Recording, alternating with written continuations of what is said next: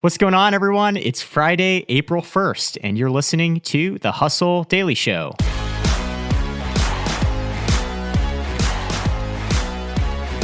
I'm Zachary Crockett. I'm here with Rob Litterst.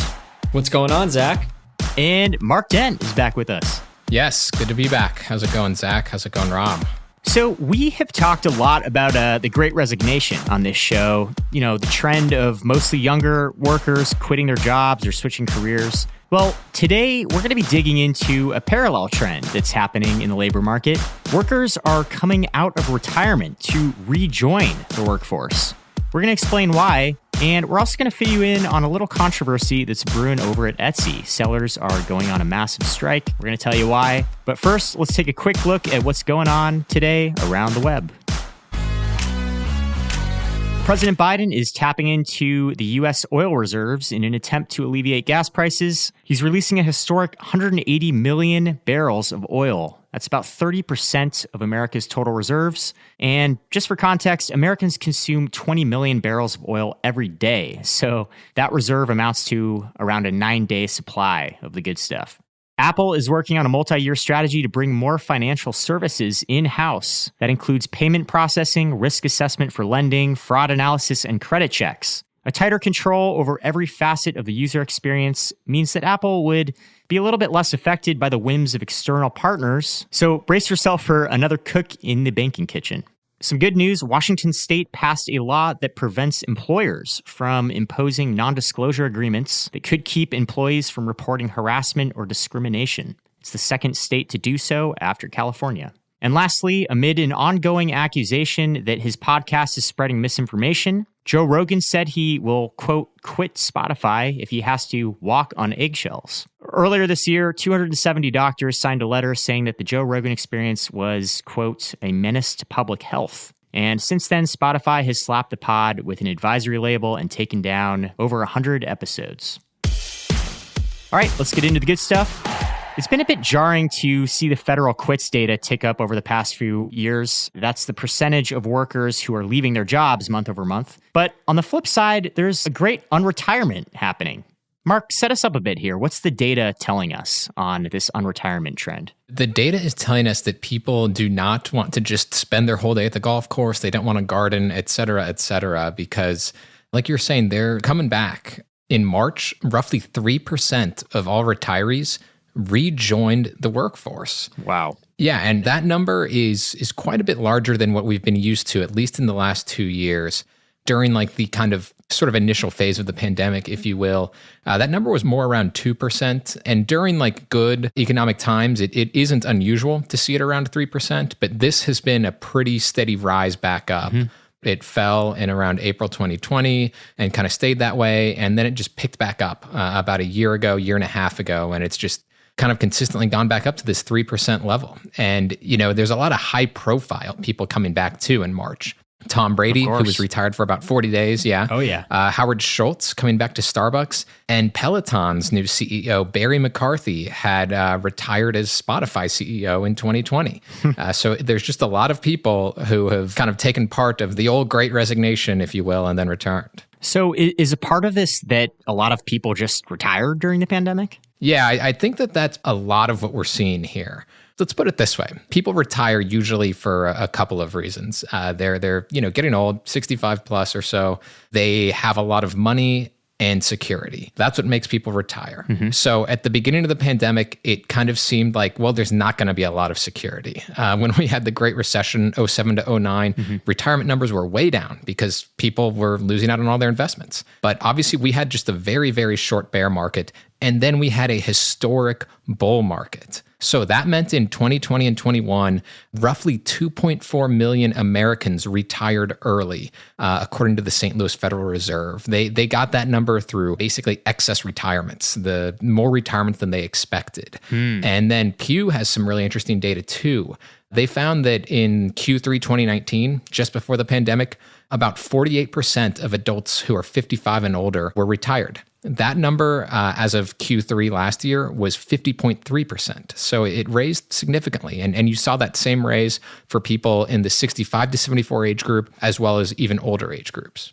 My first impulse when I saw these unretirement headlines was like, this makes sense. Like there's inflation's really high right now. Everything's more expensive. The market's kind of uncertain. Right. A lot of these people who made the decision to retire maybe prematurely during the pandemic are now questioning their decision. Is that playing a role in this at all? Oh, totally. Like the fact that we had all these retirements kind of falls into a couple of different camps, I suppose. And the first one of those is kind of what you were just suggesting there, where people had these new opportunities to kind of retire because they felt good about their finances. They felt very good about them. And so people like that have kind of found out like, well, maybe this retirement isn't all that it's cracked up to be. And that's especially the case because the labor market is really in this odd situation, as we have discussed before, where since so many people have left, employers are kind of rolling out the red carpets to get people back. Yeah, I know they have the work from home, flexible work policies, and pretty good salary packages. So a lot of people who are particularly in the information industry and who retired and, maybe feel like they have a couple of years left, they're kind of being wooed back in. And some of them are just working as like part-time consultants, maybe for companies that they had already worked for. Others are starting kind of like their own business, or they're taking diminished roles where they can be like, I'm going to live in Omaha and not San Francisco because they want to be near maybe their own elderly parents or something like that. But then there's the other sort of part of this, which are people who are not as maybe traditionally wealthy as we would think of a retiree. You think like you retire when you're kind of set for life and you have a lot of savings and everything like that. Well, during the pandemic, as we all remember, everything shut down for 2 or 3 months at least, and longer in some states.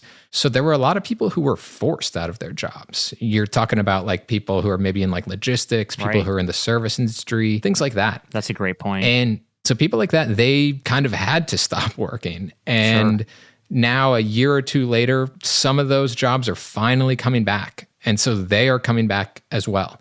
Others learn new skills and are finally kind of reaping the benefits of those new skills now and taking jobs. Those are people who just could not basically do retirement yet. They didn't have the finances yet. Right. Yeah, this reminds me of, we wrote a piece last year about bus drivers, how there's kind of a big bus driver shortage in America. And a lot of the drivers I spoke with were retiring early for, health concerns about the pandemic and things like that. And now that cases are tapering off a little bit, I'm sure that many of them are maybe reconsidering re-entry to the workforce.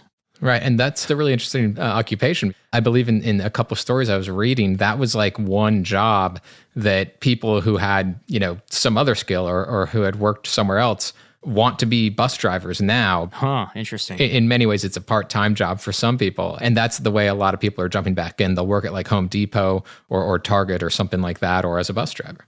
Not to get too salacious here, but another element here is obviously there seem to be some major differences in work philosophy across age lines. I've seen a lot of people hounding each other on Twitter like, millennials are quitting their jobs and now these boomers are stepping in and saving the workplace and taking these jobs back again. But it is interesting how the thinking around employment differs generationally. Yeah, I think boomers are figuring out how good it feels to have work from home, to have these sort of flexible benefits.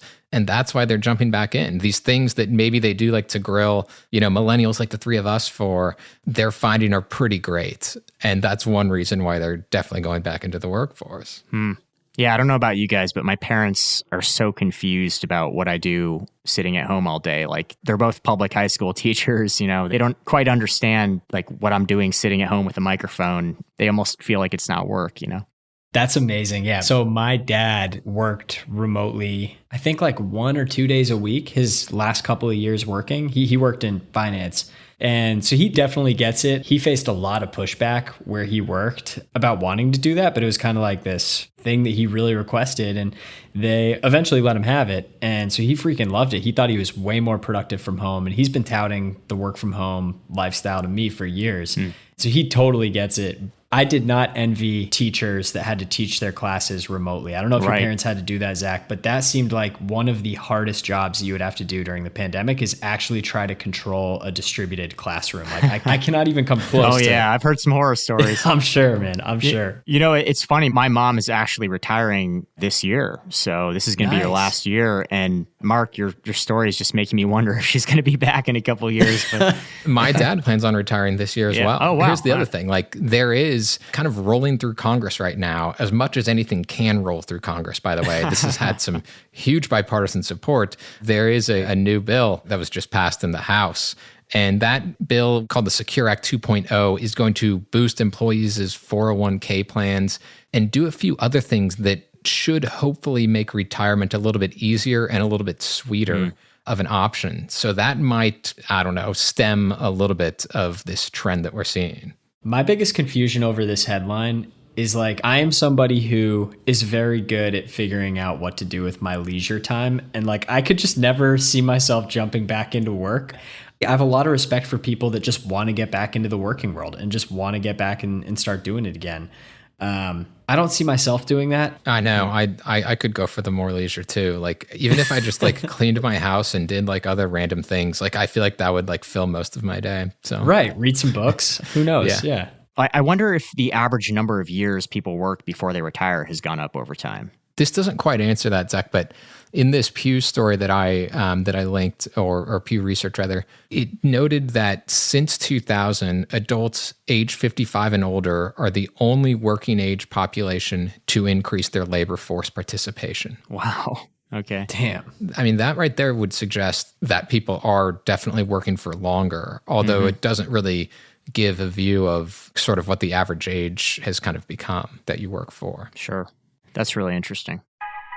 Let's move on here because I want to leave a little time to talk Etsy. Etsy, of course, is a popular platform where people sell artisanal handmade stuff, you know, organic soaps, crock charms, all that crunchy stuff. But in recent months, the platform has really been pissing off its sellers. Rob, what's going on here? Yeah, so basically in February, Etsy reported that they had hit record level sales and revenue. So obviously a really good thing for investors. Their stock went crazy.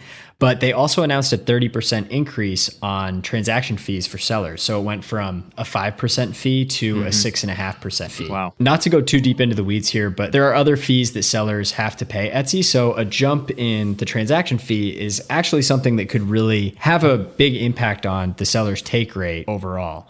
So obviously this change goes through and a lot of sellers were really upset. This one seller in particular, Christy Cassidy, who's been selling Victorian Gothic costumes on Etsy since 2007. Right, there you go, Zach, your perfect prototype. There's an Etsy seller subreddit where everybody was complaining about this. And she made a post on there that basically asked what would happen if on April 11th, so many Etsy sellers put their shop on vacation mode, which essentially turns it off, that Etsy would start bricks. And that's her language, not mine. And now it turns out that's actually happening. So there's a scheduled strike that's going to start on April 11th. Wow. So tell us about the momentum that this strike has been gaining in recent weeks. Yeah, so Christy launched a campaign associated with the strike. The campaign now has 15,000 signatures. There are 5,000 sellers that have joined the strike. And the main goal for it is for people to put their shop on vacation mode for a week. And Christy understands that not everybody can afford to do this. So they're kind of accepting anybody who's willing to put their shop on vacation mode for as long as they can. But basically, a bunch of these sellers are agreeing, like, let's shut down our shop and also encourage buyers not to purchase anything from Etsy. And the crazy thing is, this campaign that Christy launched for the strike has gotten a lot of signatures from buyers and a lot of comments from buyers. And a lot of the buyers are saying, you know, I go to Etsy because I want to support these individual creators and builders who are making these crafts. And if Etsy's not treating them right, I will totally buy something somewhere else. So that's kind of the general sentiment that they're trying to spread. The other piece of it is Christy really wants the strike to kind of be the first step towards more organization for these sellers, because I think they kind of fear that along with this jump in transaction fees, there have been some other decisions that Etsy's made over the last few years. Like if you're big enough on Etsy, you have to do this mandatory marketing campaign, which is apparently really expensive and they don't even have a chance to opt out of it. And it's something that they just have to do. And none of the merchants really like it.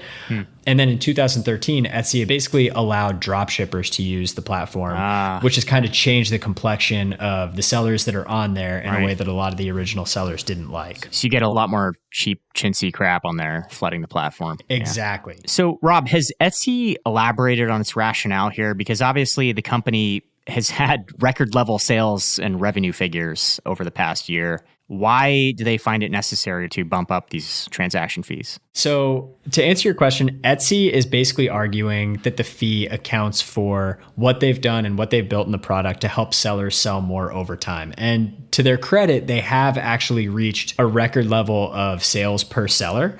So essentially what they're saying is we have built the infrastructure to help you get better at selling more, so we deserve to get a bigger cut. We've enabled you to sell more stuff, so we get a bigger cut. Right. And some of the things that they have mentioned is better marketing tools, the ability to reach more customers, which obviously that definitely helps some of these sellers. It's also worth noting that while 5,000 sellers is definitely nothing to sneeze at, there are 5.3 million sellers on Etsy. So it's definitely a drop in the bucket compared to their overall selling pool. One thing that seems kind of consistent around the sellers that are striking as well is a lot of them have been on the platform for a really long time. So I think a lot of them are starting to get fed up with a lot of these changes that are happening. I think are kind of looking at Etsy more as kind of this utopian place where it can kind of enable this seamless market and seamless transactions between craftspeople and their customers. And in reality, it's just not the case anymore. I don't know if a lot of people know this, but Etsy used to have B Corp certification, which is designated for companies that meet high social and environmental standards. But they lost it when they went public in 2015. So I think some of these sellers are probably looking back to those days and thinking like, I miss the old Etsy. I want the old Etsy back. What they're doing now is just not fair. And it's not the Etsy that I want to be a part of. Sure. And I think it's worth noting too that, a 1.5% hike in these transaction fees, what does that mean? If you buy something for $500, before these sellers may have paid a $25 transaction fee on that $500 sale. Now they're going to pay about $32. It'd be a $7 increase on a $500 sale. And that sounds pretty small, but I just looked up the average income for Etsy sellers, and it's about $44,000 a year. So a lot of these craft sellers, don't make a tremendous amount of money. So that adds up. Totally. Every dollar counts for sure. Yeah. Mark, do you use Etsy? Do you buy stuff on there? Absolutely, I do. I won't on April 11th, but yeah, I buy a lot of retro clothing off of there. No way, man. Yeah, retro college sweatshirts, windbreakers, things like that. Yeah, you can find some good deals. I've gotten like an old University of Texas windbreaker, Rob. I've also gotten like an old Adidas, like from the 80s windbreaker. And I'll tell you, the interesting thing is, and I know there's been some journalism done on this, is that a lot of the sellers who have like the retro college sweatshirts are based in Malaysia. Somehow like that is where the market is for a lot of our sort of retro sporting gear. Wow. Kind of reminds me of the story that you talked about in the past about like donated clothing ending up in Ghana or abroad, right, Rob? That's exactly what I was thinking about, except it's probably like one of the coolest niches of old clothing that could possibly come out. That's awesome. I need to go to Malaysia. I have this old North Carolina starter jacket that I had when I was in like 4th grade. I should probably go try to find that so that I can have my son wear it. Yeah. What's your best Etsy purchase, Rob? It's actually a great place for wedding presents. If you're like looking for something that's like customized for the bride and groom, like a cutting board or a charcuterie board or a decanter for wine or something like that. Like they've got all that crazy stuff. I'm trying to think of like what my actual favorite is that we have. We ordered a lot of stuff for our own wedding through Etsy, like some of the cards that we put at the tables and stuff like that. So definitely a big fan of Etsy. I hope they figure this stuff out because the sellers are kind of what's most important there. You got to treat them right. Yeah, for sure. All right, folks, that's going to do it for us today. Thanks for tuning in to the Hustle Daily Show. We're a proud part of the HubSpot Podcast Network. Our editor is Robert Hartwig, and our executive producer is Darren Clark. If you liked what you heard today, we've got a lot more tech and business coverage over at thehustle.co. Go check it out. We'll catch you all next week.